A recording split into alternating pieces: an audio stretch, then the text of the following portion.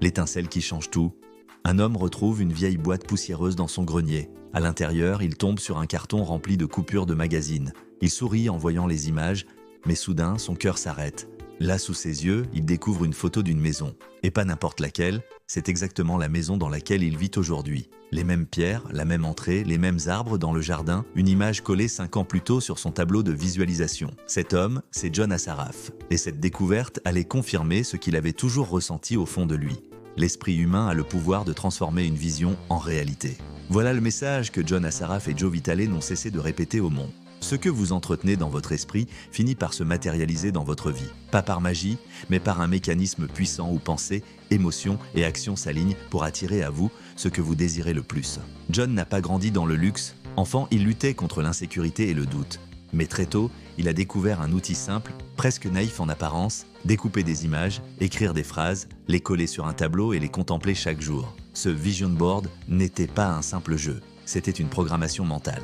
Quand il a fait le lien, il a compris que la visualisation n'était pas une simple pensée positive. C'était une force créatrice. À propos de Joe Vitale, lui, a connu le froid glacial des nuits sans abri. Il a vécu la pauvreté extrême, sans argent, sans avenir, sans espoir apparent. Mais au milieu de ce vide, il possédait une seule chose, une vision intérieure. Chaque soir, dans son esprit, il se voyait riche, confiant, entouré de succès.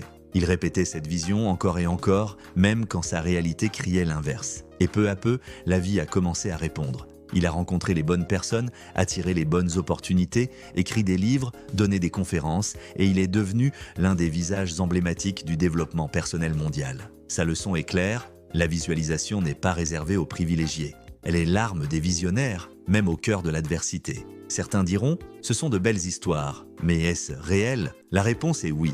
Les neuroscientifiques ont démontré que le cervelet. Quand un athlète imagine un mouvement dans les moindres détails, les mêmes zones cérébrales s'activent que lorsqu'il le réalise réellement. La visualisation agit comme une répétition invisible, John Clarté. Plus émotion, vous ne devez pas seulement voir, vous devez ressentir. Le désir doit vibrer dans vos cellules.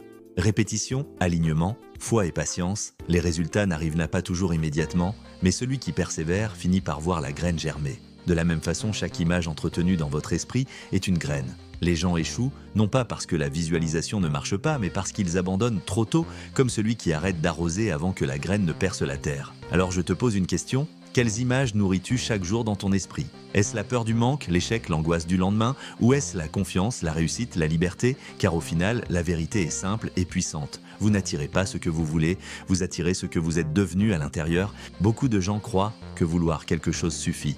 Ils écrivent leurs désirs sur une feuille, ils répètent des affirmations, ils espèrent que la vie leur donnera ce qu'ils demandent. Mais la vérité est plus subtile. Le simple fait de vouloir ne suffit pas. Pourquoi? Parce que le vouloir vient de l'extérieur, mais l'attraction vient de l'intérieur. Tu peux vouloir la richesse, mais si au fond de toi tu te sens pauvre, tu attires encore plus de manque. Tu peux vouloir l'amour, mais si tu te crois indigne, tu repousses ceux qui pourraient t'aimer. La vie ne répond pas à tes mots, elle répond à ton état intérieur, la fréquence émotionnelle que tu dégages chaque jour. C'est ce que Jon Assaraf a vécu avec son vision board. Il n'a pas seulement collé une image de maison, il a commencé à se sentir propriétaire de cette maison bien, c'est ce que Joe Vitale a expérimenté dans la rue. Il n'a pas seulement souhaité sortir de la pauvreté, il a entretenu une vision intérieure de lui-même déjà libre, déjà prospère, déjà confiant. Voilà le secret. La visualisation n'est pas un simple tableau de rêve, c'est une transformation identitaire. Lorsque tu commences à voir, ressentir et croire à une nouvelle version de toi-même, ton monde extérieur finit par se réorganiser pour refléter cette vérité intérieure. Tu n'attires donc pas ce que tu souhaites avec impatience, tu attires ce que tu incarnes déjà dans ton esprit et ton cœur.